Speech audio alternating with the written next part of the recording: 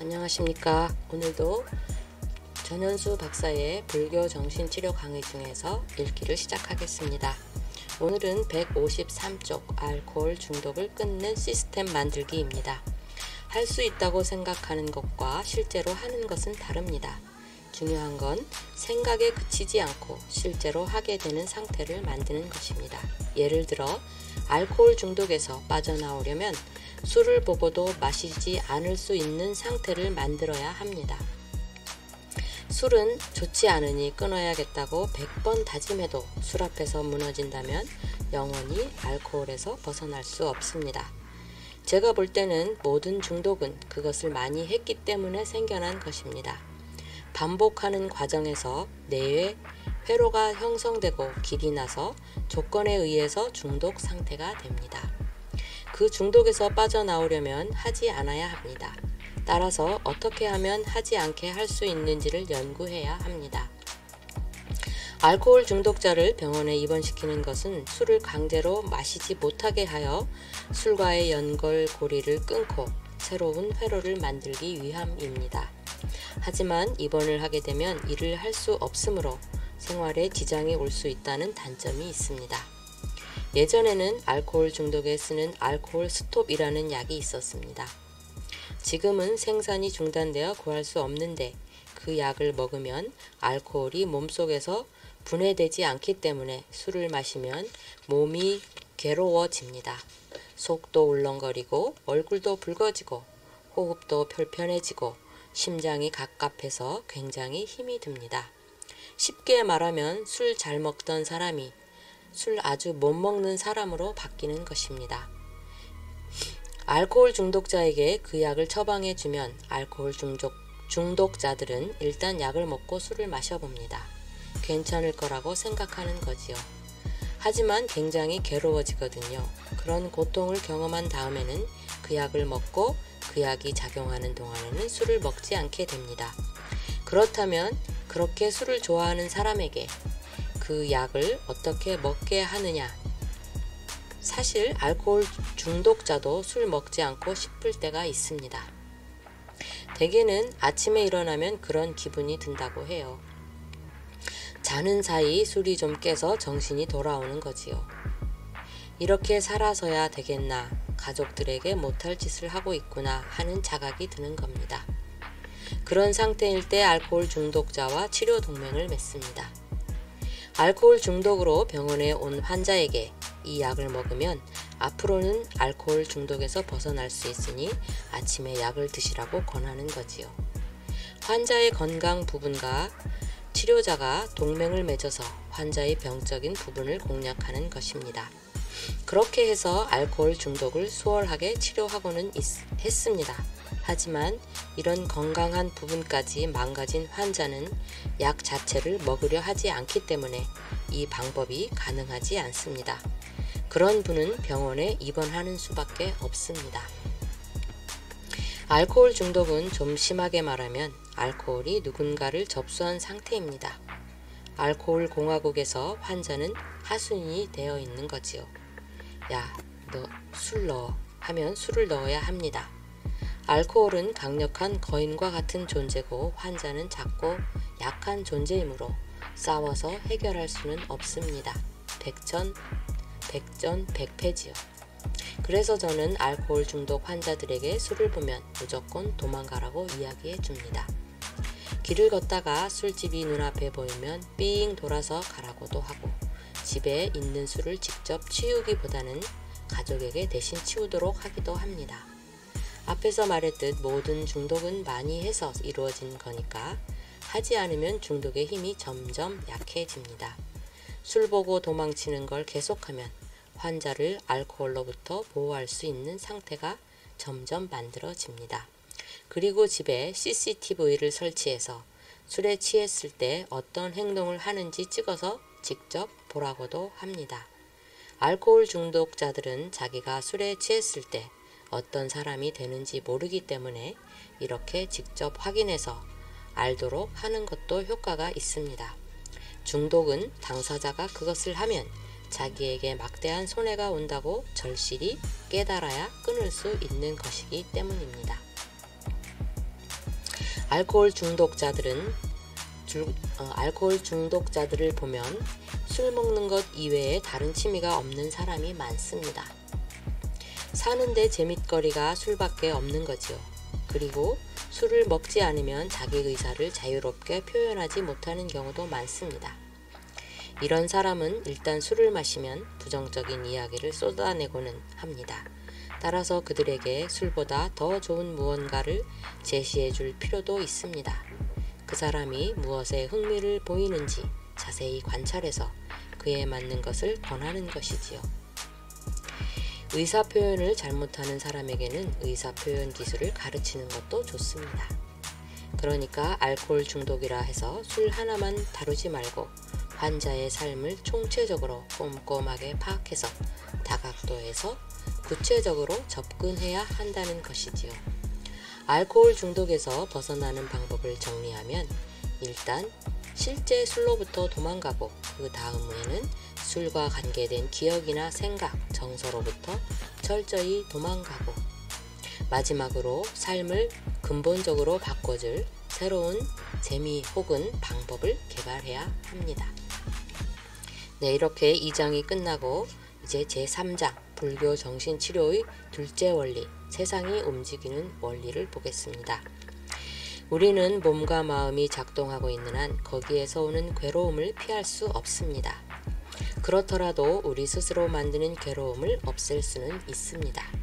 이것이 불교 정신치료에서 굉장히 중요한 관점입니다.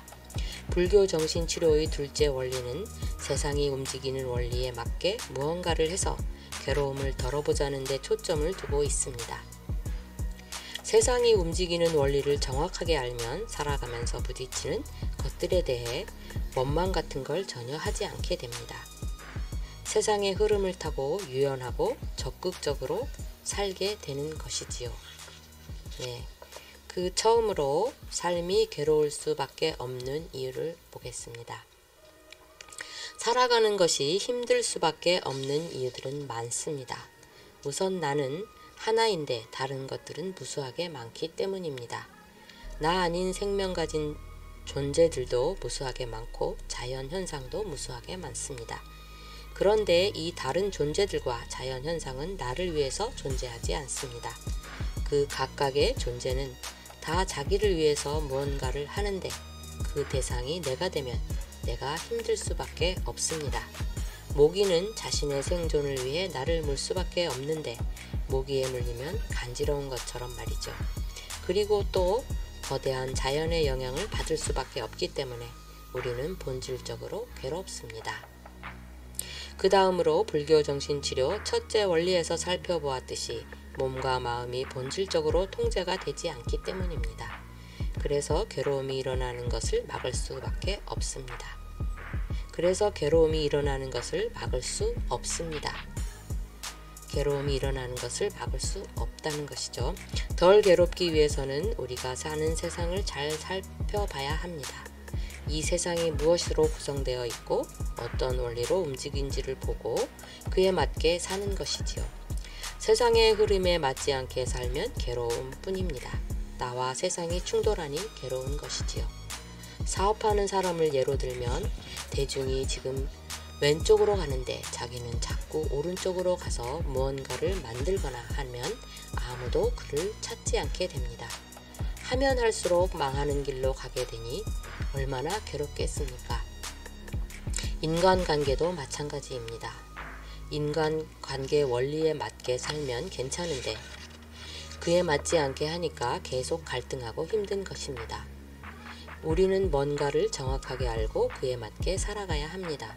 그렇지 못하면 힘든 것이 쌓여서 점점 괴로워지고 그러다 보면 정신적인 문제가 생깁니다.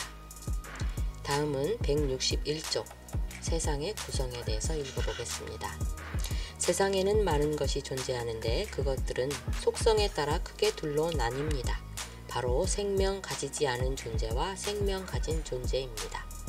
생명을 가지지 않은 존재는 자연법칙 또는 물리법칙에 따라 주어진 조건에 맞게 질서정연하게 움직입니다.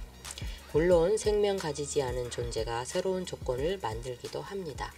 화산이 폭발하면 그것이 영향을 주는 것처럼 말이죠. 그에 비해서 생명 가진 존재는 생명 활동을 하고 자극에 반응을 합니다. 제가 여기서 여러분께 공을 던지면 공이 향하는 곳에 계신 분은 공을 피하거나 받거나 하실 겁니다. 다른 분들은 공이 어디로 날아가는지를 보실 거고요. 사람은 죽으면 생명 가지지 않은 존재가 됩니다. 살아있을 때는 누가 발로 차려 하면 피하거나 막는 반응을 하지만 죽은 사람은 발로 차면 마치 공처럼 물리법칙에 따라 움직일 뿐입니다. 그리고 생명 가진 존재들은 자기 자신을 가장 소중하게 여깁니다. 그게 생명 가진 존재의 중요한 속성입니다. 그래서 생명 가진 존재는 나와 남으로 나눌 수 있습니다. 세상의 모습을 간단하게 묘사하면 세상에서 가장 소중한 내가 생명 가지지 않은 것들과 생명을 가졌지만 내가 아닌 남에 의해 둘러싸여 있는 그림이 됩니다. 세상에서 가장 소중한 건 나입니다. 이 자리에서 강의를 하고 있는 전현수 박사를 말씀드리는 거죠. 저를 중심으로 두면 여러분은 제 주위를 위성처럼 돌고 있는 존재입니다. 그리고 생명 가지지 않은 존재도 제 주위를 돌고 있습니다. 저뿐 아니라 여러분 모두 그리고 세상에 생명 가진 모든 존재가 중심이 될 수 있으니 세상에는 무수한 중심들이 있습니다. 우리는 자기를 중심으로 생각하는 버릇이 있어서 내가 가장 소중하다고 생각합니다. 내가 중심일 땐 당연히 내가 가장 소중합니다. 그렇지만 그 중심이 다른 생명 가진 존재가 되면 그 존재가 가장 소중합니다. 그게 사람이든 생명 가진 존재가 되면 그 존재가 가장 소중합니다. 그게 사람이든 개미든 모기든 간에 이 원칙은 변함이 없습니다. AI, 로봇도 마찬가지이지 싶습니다. 이걸 인정해야 합니다. 다른 생명 가진 존재를 볼 때 이 원칙을 기억하고 그에 따라 생각하고 행동해야 합니다. 이것만 되어도 훌륭한 사람입니다. 이렇게 세상의 구성에 대해 살펴보았습니다. 준비가 되었으니 이제 생명 가진 존재와 생명 가지지 않은 존재 사이에서 무슨 일들이 벌어지고 어떤 원리로 그 일들이 일어나는지를 한번 보겠습니다. 오늘은 여기까지 읽어보겠습니다. 중요한 핵심 다시 한번 읽어보겠습니다. 우리는 자기를 중심으로 생각하는 버릇이 있어서 내가 가장 소중하다고 생각합니다. 내가 중심일 땐 당연히 내가 소중합니다. 그렇지만 그 중심이 다른 생명 가진 존재가 되면 그 존재가 가장 소중합니다. 그게 사람이든 개미든 모기든 간에 이 원칙은 변함이 없습니다. 이걸 인정해야 합니다. 다른 생명 가진 존재를 볼 때 이 원칙을 기억하고 그에 따라 생각하고 행동해야 합니다. 이것만 되어도 훌륭한 사람입니다. 네, 굉장히 심오한 뒷이야기가 이어질 것 같죠? 저도 참으로 궁금합니다. 이 원칙을 기억하고서 그에 따라 어떻게 행동해야 되는지 전현수 박사의 이야기를 또 들어보도록 하겠습니다. 네, 오늘도 활기찬 하루 되시기 바랍니다. 감사합니다.